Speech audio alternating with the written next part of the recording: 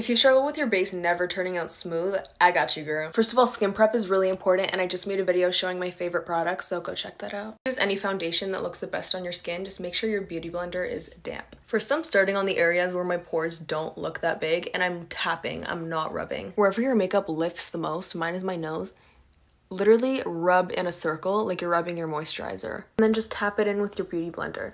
For reference, this is the side I did it on. This is the side I didn't do it on, and it's kind of already lifting off. So next you're gonna want to take your favorite creamy concealer. And the reason I leave my under eyes fully blank of foundation is so I can have as minimal product as possible so I don't get any creasing. So I actually blend the product more down than I blend it up. Okay, now that everything is blended out, I'm just leaving a bit of concealer there to sit. I go in with the MAC Studio Fix Powder Foundation, and I take a little fluffy brush. And I tap this over my whole entire base.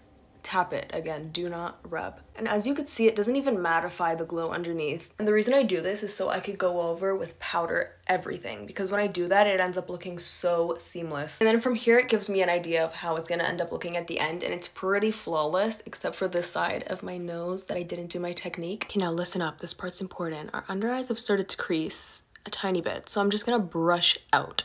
Look at the difference. Okay, now we're gonna wanna act fast. Take your favorite setting powder, make sure it's on there evenly, look up, and just press it in. Now keep doing that.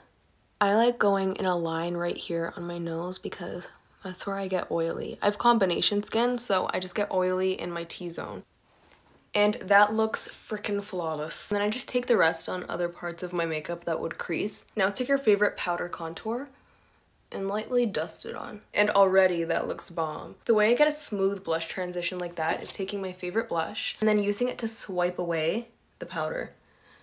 And then also just patting it on the top of my cheekbone. The only thing I hate about using powder products is that the blush literally fades in like an hour. Like in an hour you won't be able to see my blush at all. So I use the Patrick Ta little blush combo, and I do his little method. I take the cream blush and then I lightly pat it over. First of all, it gives me such a nice glow, and that's gonna make my blush stay all day. Patrick Ta is a genius for this because look at how it like brought me to life. But I do go over this with my powder puff again, just with like the excess product. And yeah, this is basically it. I don't know how you could fuck it up from here, so I'm just gonna finish my makeup off camera. I lied. The last thing I'm gonna tell you is make sure you use the Airbrush Flawless Setting Spray. Okay, just finished my makeup. This is what it looks like in natural lighting without the beauty filter. Let's do a little zoom test. Here's the side I used all of my techniques on, and then here's the side I skipped some of my techniques. And that's how you do your makeup to look like a baby's ass.